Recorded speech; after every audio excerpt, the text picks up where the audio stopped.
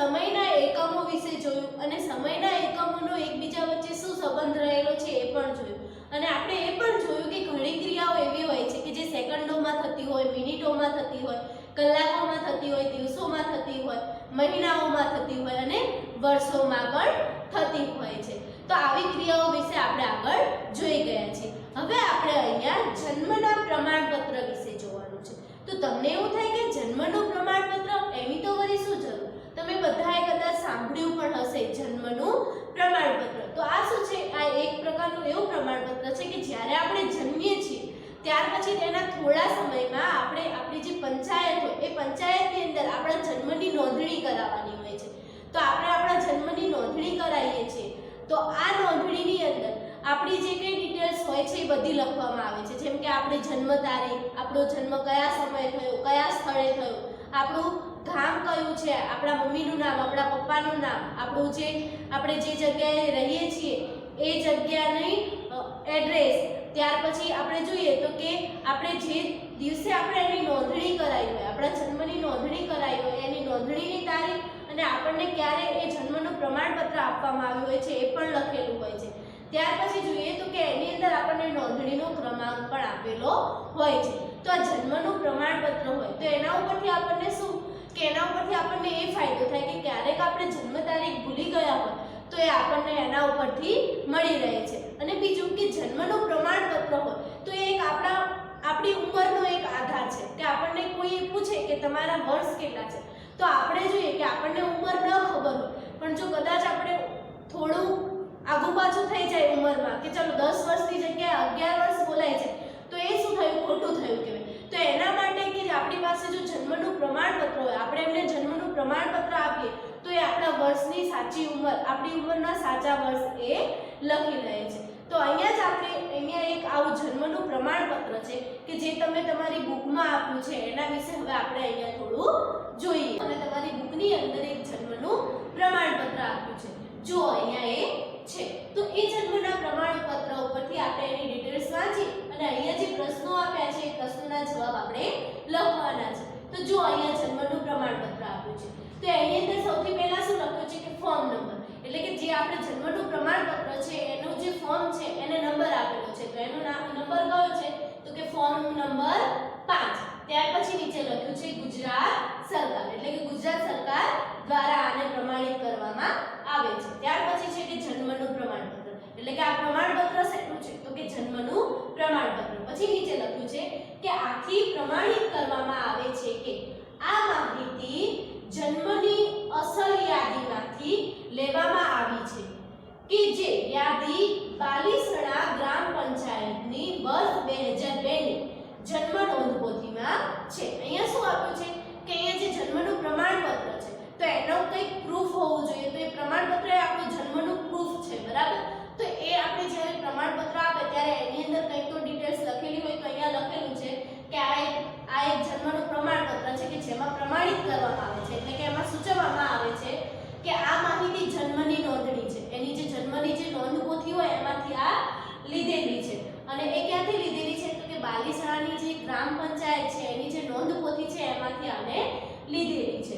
અને કયા વર્ષની છે? તો કે 2002 વર્ષની આ નોંધપોથીમાંથી આ લીધેલું છે. ત્યાર પછી એની જે આપણે જન્મની નોંધણી કરાવીએ છીએ તો કોની છે એની બધી ડિટેલ્સ આવે છે.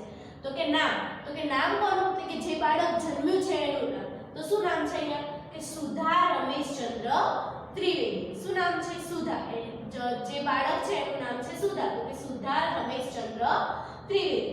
ત્યાર પછી એની જાતિ એટલે કે સ્ત્રી છે કે પુરુષ છે? તો અહીંયા જો કે જાતિ, તો કે સ્ત્રી. ત્યાર પછી એની જન્મ તારીખ, તો કે જન્મની તારીખ તો કે 2/5/2002.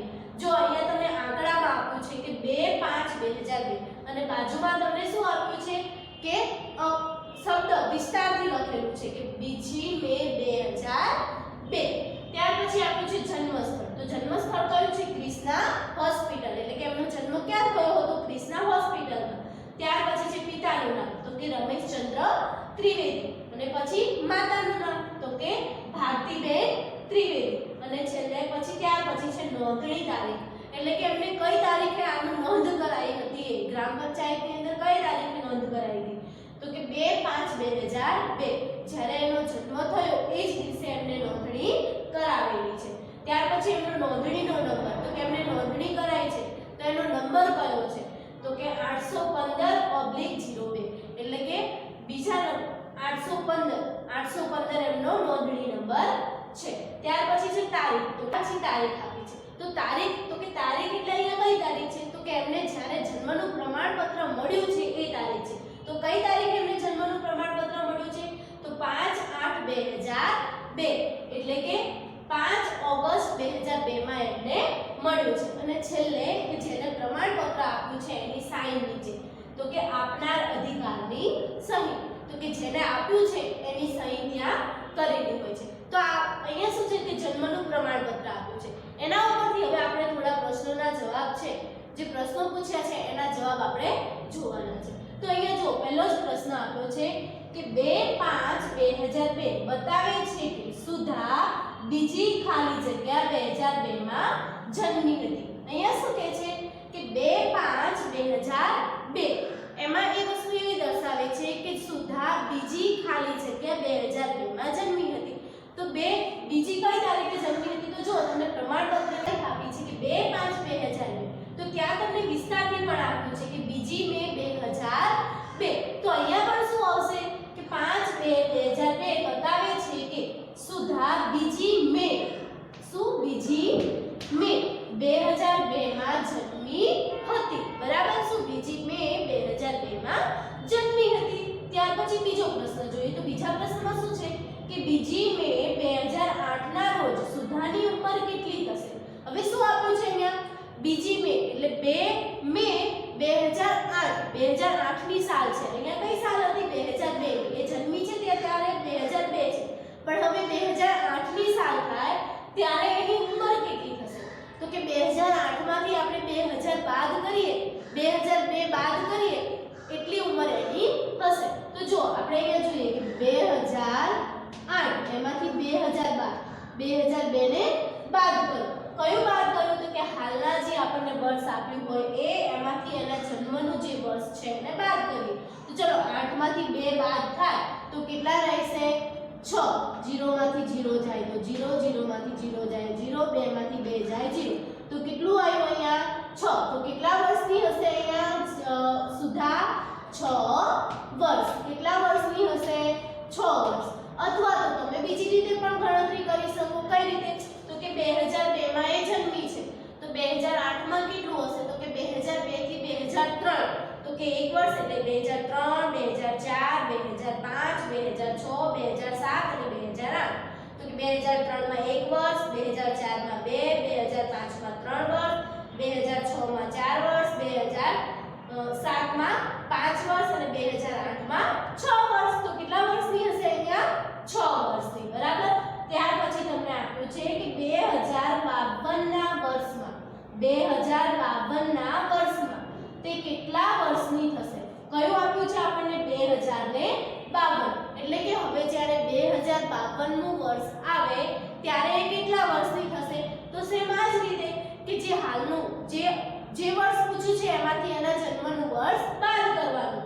તો કે 2052 ઓછા 2002 કેટલા થશે? 2002. એનું જન્મનું વર્ષ છે 2002. તો 2 માંથી 2 જાય 0, 5 માંથી 0 જાય 5, 0 માંથી 0 જાય 0, 2 માંથી 2 જાય 0. તો કેટલું આવ્યું અહીંયા? 50 વર્ષ. કેટલું? 50 વર્ષ. તો અહીંયા કેટલું આવશે? 50 વર્ષ. બંના વર્ષમાં તે 50 વર્ષની થશે. કેટલા વર્ષની થશે? 50 વર્ષની. ત્યાર પછી જોઈએ તો પછી આપણને પ્રશ્ન આપ્યો છે કે કઈ તારીખે તે 8 વર્ષની થશે? કઈ તારીખે 8 વર્ષની થશે એ આપણે અહીંયા લખવાનું છે. તો જો એનો જન્મ ક્યારે છે? તો કે 2/5/2002 માં છે. તો હવે 8 વર્ષની ક્યારે થાય? તો જો ગણીએ તો કે 1 2 3 4 5 6 7 અને 8 વર્ષ. એટલે અહીંયા સુધી આપણે ગણવાનું. તો બીજી તારીખ, ચલો તારીખ તો એના જ રહેવાની, તારીખ ચેન્જ થશે નહીં, વર્ષ ચેન્જ થાય. તો 2002 માં એ જન્મી છે તો 2002 માં એને આપણે પહેલું વર્ષ કહી શકીએ નહીં. 2003 માં એનું પહેલું વર્ષ થાય. તો 2003, 2004, 2005,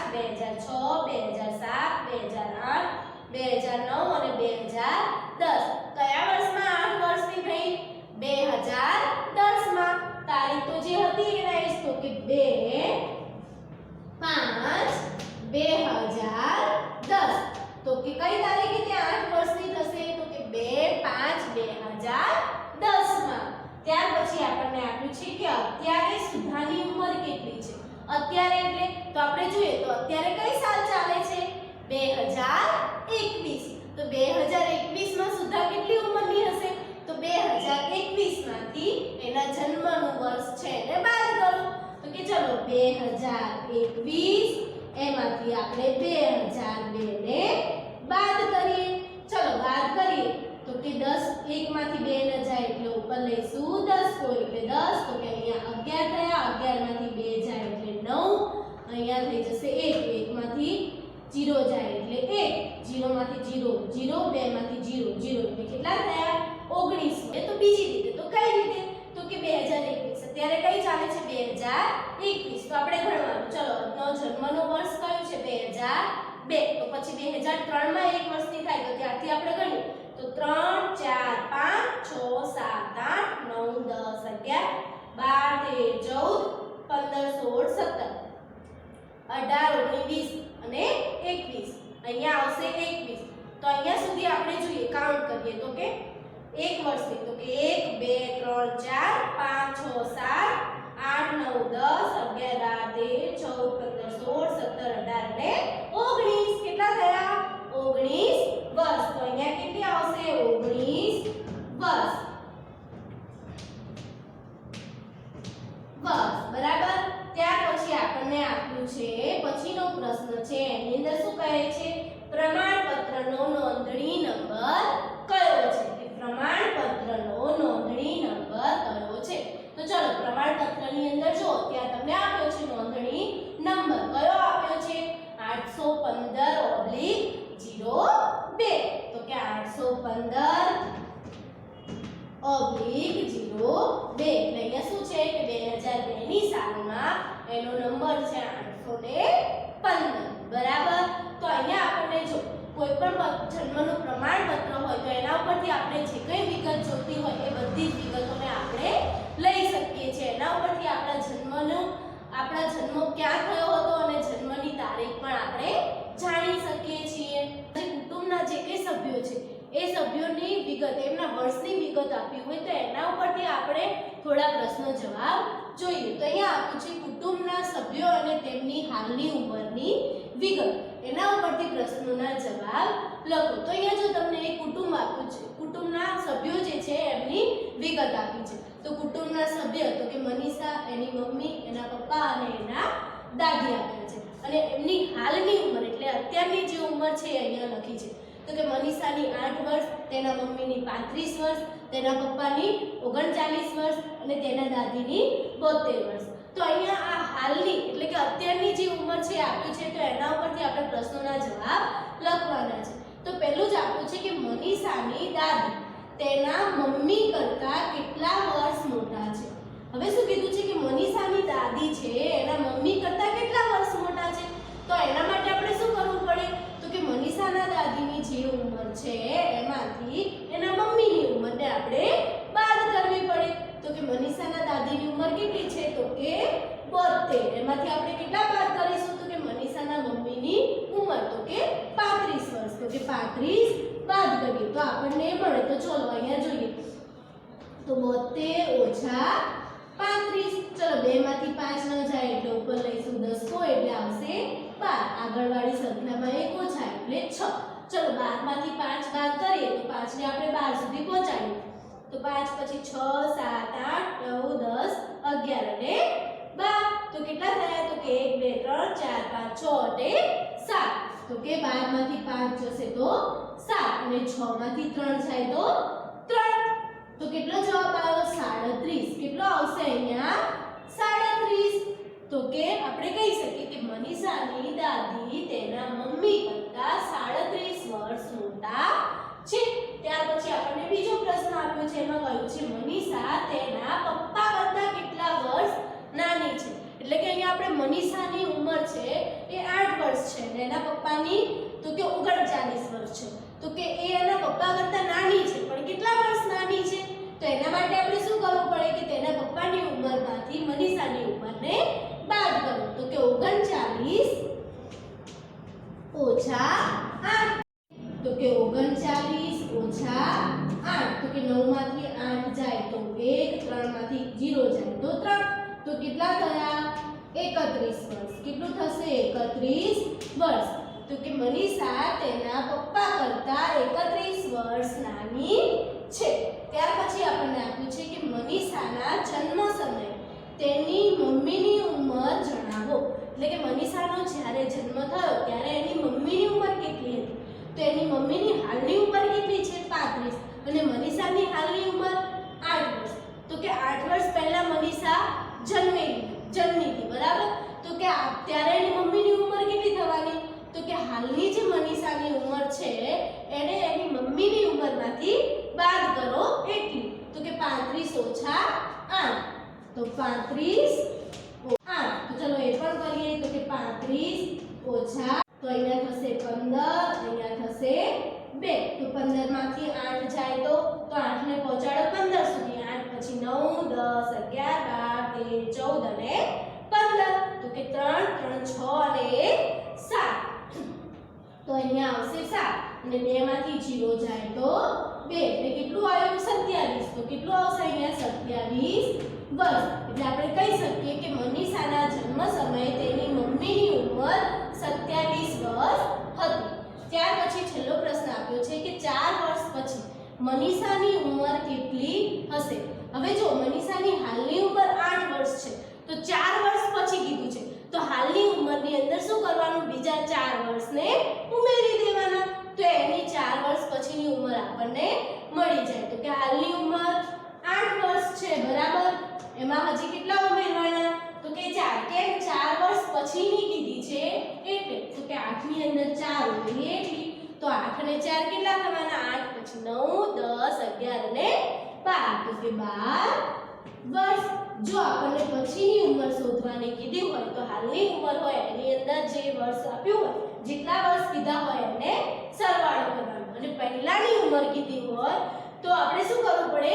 બાદબાકી કરવી પડે. તો આ રીતે આપણે જન્મનો પ્રમાણપત્ર અને કુટુંબના સભ્યો, જે કે સભ્યો છે એમની ઉંમર ઉપરથી આપણે એકબીજાની ઉંમર વચ્ચે કેટલો ગેપ છે, કેટલું અંતર છે એ આપણે અનુમાન લગાવી શકીએ છીએ.